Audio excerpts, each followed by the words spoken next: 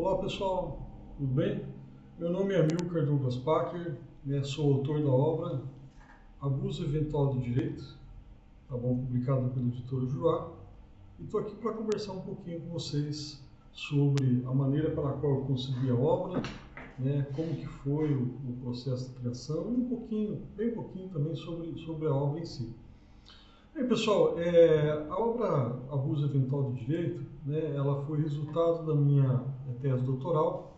Eu realizei a tese doutoral em Buenos Aires, na Argentina, e na época eu procurava um tema para desenvolver, e foi quando eu assistia o filme chamado Minority Report, foi lançado em agosto de 2002 aqui no Brasil, dirigido por Steven Spielberg e de autoria de Philip K. Dick, adaptado seu roteiro de ficção científica, publicado em 1956, sob o nome de Minority Report também. Qual que é o contexto? O contexto é sobre um lugar, uma sociedade futurista, não tão distante assim, onde os crimes de homicídio eles são prevenidos antes que ocorram.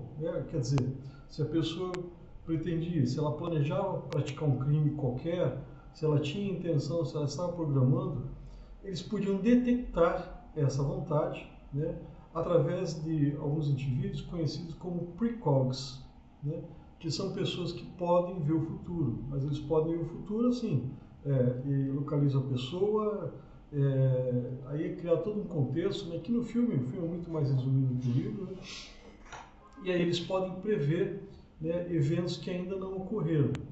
E de posse dessa informação, o que é que os policiais faziam? Existia uma força especial, um equipamento que lançava a previsão em uma tela, e eles podiam identificar o crime e o autor da conduta típica criminal antes que ela ocorresse. Então eles iam até o local, montavam uma campana e instantes antes, quando o sujeito criminoso estava na iminência de praticar o ato, eles davam um flagrante e prendiam a pessoa, evitando assim a realização do crime. E aí eu fiquei pensando a respeito do seguinte: nós no direito, nós não fazemos nada, infelizmente, pela sociedade, no sentido de melhorar a sociedade. A justiça está aí, os advogados, promotores, delegados, todos que fazem parte desse grande aparato da justiça, mas nós estamos só apagando fogo. Vem um incêndio, nós vamos apagando outro incêndio, mas não evitamos o incêndio, traduzindo isso para uma linguagem figurada. E foi aí que eu pensei, nesse raciocínio desse filme produzido e dirigido por Steven Spielberg, de autoria de Philip K. Dick, lá de 1956, como é que isso poderia ser aproveitado no âmbito da justiça. Foi aí que, conversando com o meu orientador, o Dr. Rabinovich Berkman, da Universidade de Buenos Aires, que ele achava. E ele falou: Amilcar, desenvolve esse tema, leva ele adiante, escreve um pouco, e fui escrevendo. Fui escrevendo e consegui formar um roteiro, onde eu conseguia chegar à ideia de que, se nós pudéssemos, no âmbito da justiça, identificar atos que tenham caráter jurídico ou não, mas que, se observados em uma certa sequência, atos certamente concatenados, se observados nessa sequência, se eles puderem levar, logicamente, a um resultado danoso a terceiro, então nós temos aquilo que chamamos abuso eventual do direito. Não tem nada a ver com abuso de direito, tá, pessoal? Abuso de direito é outra coisa, é outra área. Então eu poderia, considerando, analisando, se fosse possível, se eu tivesse um instrumento, um aparato para esse fim, de observar e montar uma linha lógica dos atos praticados por uma pessoa, eu poderia então prever a conduta danosa. Porque por que o direito tem tanto insucesso na sua aplicação? É porque o direito não cuida basicamente da causa, ele cuida só do efeito. Como eu disse no começo, nós só apagamos a fogueira, em sentido figurado. Isso quer dizer, muito bem, que nós poderíamos, de alguma maneira, instrumentalizar sistemas que pudessem analisar esses atos preparatórios para a conduta típica criminal. para um evento danoso, né? E sempre observando que no abuso eventual de direito é essencial a culpa e o dolo, né? Mas principalmente o dolo. A pessoa tem que ter a intenção de praticar. Afinal de contas, a pessoa, o agente do abuso eventual de direito, ele parte de um pressuposto fundamental que o que está passando na cabeça dele é essencial e fundamental para a realização do ato que, dentro da mente dele, está em acordo com a realidade e com a legislação, né? Então, o sujeito sempre passa, né, o agente do abuso eventual de direito, por esse necessário fundamento, né? Ele tem razão a respeito do que ele pretende fazer. Ele está certo a respeito do que ele pretende fazer, né? Independentemente da conduta e do resultado esperado. Tá bom, gente? Bem, portanto, o fundamento da obra em si, muito bem, consiste no fato de que o nosso direito, né, nosso sistema judicial, nosso sistema jurídico, né, nosso sistema legal, ele não foi construído, né, para tratar de eventos que possam ser previstos e evitados. Ou, se for previstos, se podem resultar em eventos danosos a terceiros, né? Nós não temos um sistema completo dessa maneira, né? Eu já volto e repito, nosso direito foi construído só para trabalhar com os efeitos, os resultados danosos, mas não no sentido de prevenir ou de criar instrumentos que possam prevenir a ocorrência de eventos danosos, né? Porque quando você pensa em uma conduta danosa, né, às vezes a gente pensa, o sujeito que foi até a casa de alguém e atirou uma pedra na vidraça da casa de um desafeto seu. Nós pensamos só naquele instante, no instante em que ele vai até a frente do sujeito, pega uma pedra e, de forma muito clara e inequívoca, atira a pedra à vidraça do sujeito, causando esse dano, né? Estou falando uma situação muito simples aqui. Mas percebam que, para chegar nisso, o sujeito, né, o agente do abuso eventual de direito, ele tem que levantar da cama, escovar os dentes, tomar banho, pentear o cabelo, ir até a porta, abrir a porta, atravessar o corredor, pegar o elevador, se morar em um prédio, descer o elevador, ir até o seu automóvel, ligá-lo, abrir a porta. Ou seja, tem toda uma série de eventos, né, jurídicos e não jurídicos, que são essenciais para a conclusão. Qual a conclusão? A ocorrência do evento danoso a um terceiro, né? Então, nós teríamos que ter, pessoal, e os estudiosos do direito, ao invés de só pensar em ficar apagando fogueira, bateu um carro, fez aquilo, ou matou alguém, né, ou cometeu um crime de estelionato, ou deixou de pagar uma pessoa e assim por diante, né, nós temos elementos. Percebam que hoje, né, parte do sistema já pensa dessa maneira, né? Se vocês notarem, nós já temos, por exemplo, no âmbito do crédito, instrumentos que viabilizam a avaliação do comportamento do possível tomador, né? Os bancos já têm lá uma base de dados, né? Existem agências estatais e não estatais que já fazem a manutenção de dados a respeito das características de crédito da pessoa, né, se a pessoa é mais confiável ou não confiável. As empresas de seguro já dimensionam o valor do prêmio, né, a ser pago pelo segurado de acordo com essas características. Se tem um histórico que é um mau condutor de veículo, se é um bom condutor de veículo, em razão da idade, ou seja, nós já temos elementos.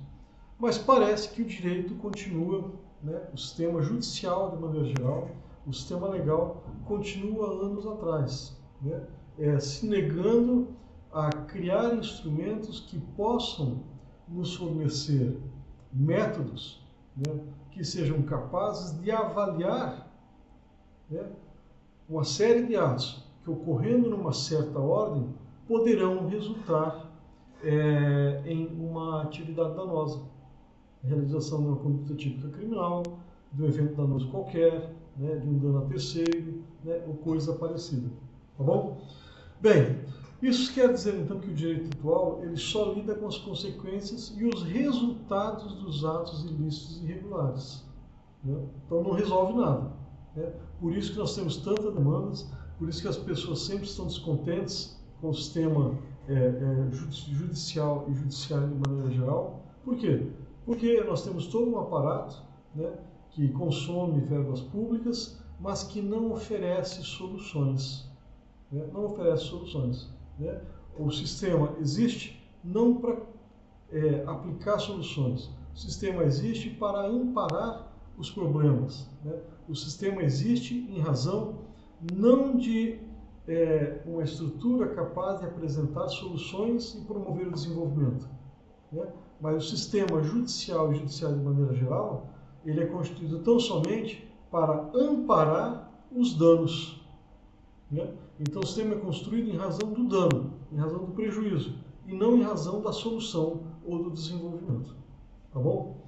Bem, falando propriamente então sobre a definição, né, eu vou fazer a leitura do textinho que está no livro, que é o seguinte: abuso eventual de direito consiste no ato do agente em provocar uma série de eventos que podem causar dano a outrem, ou ainda a prática de ato que possa, direta ou indiretamente, gerar a possibilidade de danos ou prejuízo a terceiro. É fundamental que, em qualquer dos casos, haja o dolo do agente e que a possibilidade danosa seja previsível. Né? Então, quer dizer, né, que nós estamos numa situação aqui. Né? Quando é que ocorre o abuso eventual? O abuso eventual, pessoal, ele ocorre, né, e aí vamos começar de trás para frente, quando o agente, né, ele já pretende a conduta danosa. Então ele já sabe o objetivo, né? O objetivo ele já sabe o que ele quer fazer. Ele quer cometer um homicídio, ele quer causar um dano a alguém, ele quer causar um dano patrimonial, ele quer ferir uma pessoa, né? Então ele cria um objetivo, né? E o mais importante de tudo aqui também, o que é considerado importante, é que deve haver a intenção de prejudicar. Correto? Deve haver a condição de prejudicar. Por quê? Se ele estabelece o objetivo, então ele tem a intenção de prejudicar. Né? Está consolidado, ou estão consolidados, os dois principais fundamentos da ocorrência do abuso. Agora, o que nós temos são aqueles elementos de caráter jurídico e não jurídico, né, que têm um aspecto preparatório, né, que vão levar, né, o agente, desde aquela manhã de qualquer mês ou ano, estação, em que ele se levanta e fala: hoje eu vou praticar aquela conduta danosa. Né? Então, o simples fato dele se levantar da cama, né, ir até o banheiro, escovar seus dentes, tomar um banho, tomar café da manhã, pegar seu carro e ir até o local, todos esses atos, desde o momento que ele acordou, são considerados preparatórios e essenciais para que a conduta típica criminal ou o evento danoso, lá no final, sendo o último ato, ocorra na maneira pretendida por ele. Percebe?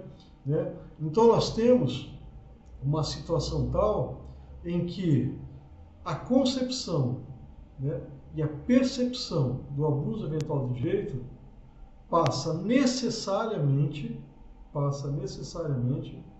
pela ocorrência de atos de caráter não jurídico também, né, de atos não jurídicos também, né, que são necessários para que o agente alcance o objetivo almejado.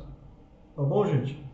Bem, a obra em si, muito bem, foi composta de 4 capítulos. Né?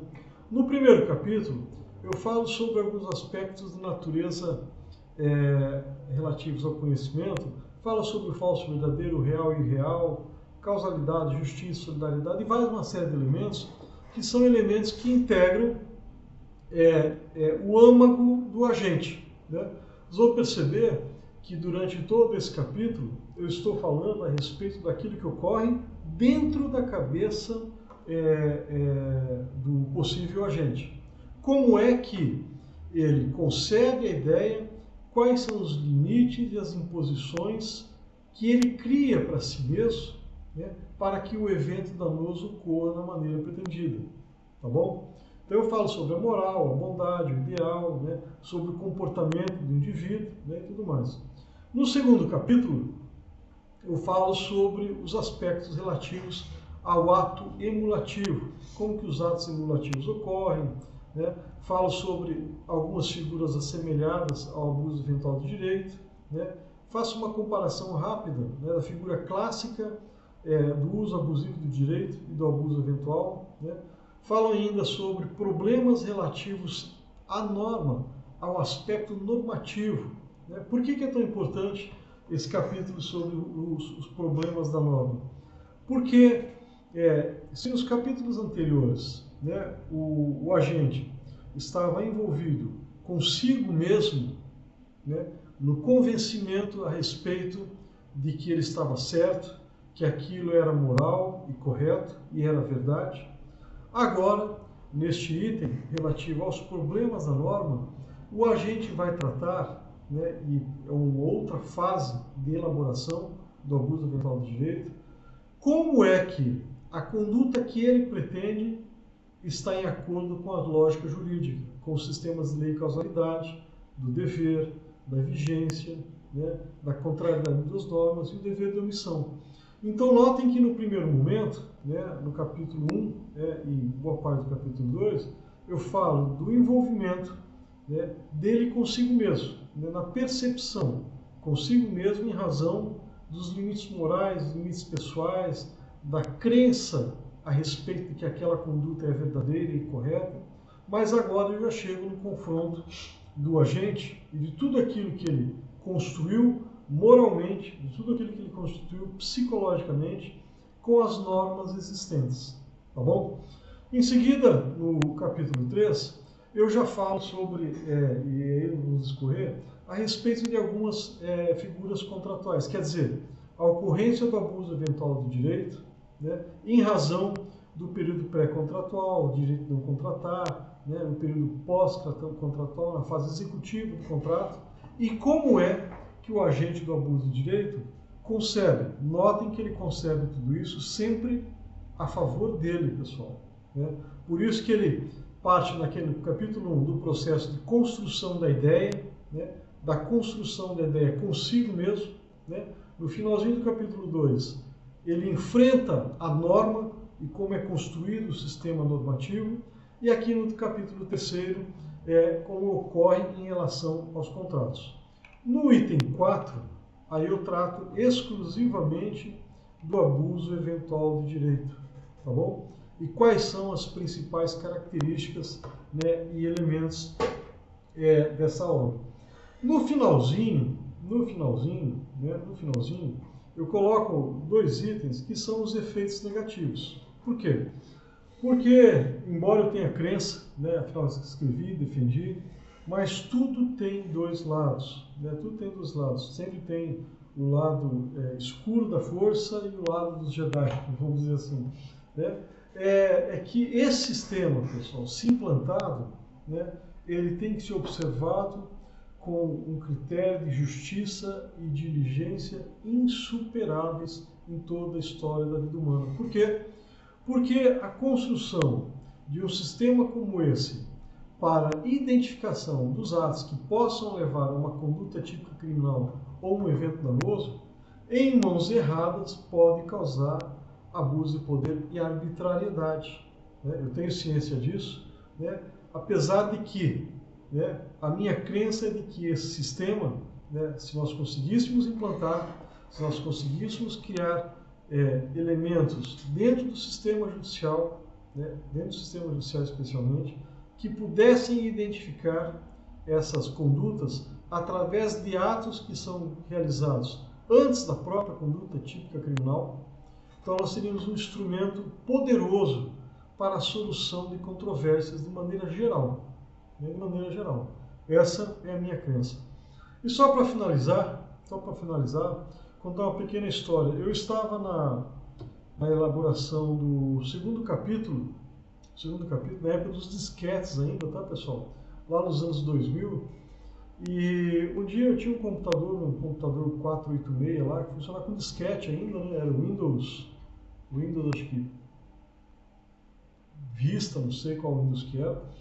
E eu trabalhando no disquete, eu sempre salvei assim, eu salvava em 13 disquetes. O disquete que eu trabalhava, o disquete que eu gravava semanalmente, né? E daquele disquete gravado semanalmente, que ficava em outro cômodo da casa, né, eu deixava um outro disquete que eu gravava também semanalmente no escritório, para não ter perigo de dar problema. Mas eu fui escrevendo e foi lá mais de ano escrevendo e aquela preocupação, e eu sempre gravando, né? Cabeça muito quente, que o tema era bastante intrincado, tinha que fazer extensas leituras a respeito dos principais pensadores, podem ver na bibliografia. E deu pane no meu computador e aquele disquete foi todo apagado. Foi todo apagado. Falei, meu Deus, e agora? O que eu faço? Né? O que eu faço?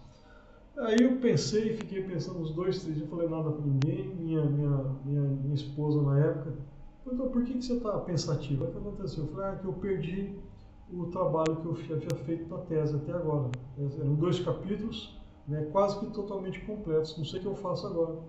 Aí ela virou para mim e falou assim, né, escreve outro tema, escolhe outro tema e começa a escrever de novo.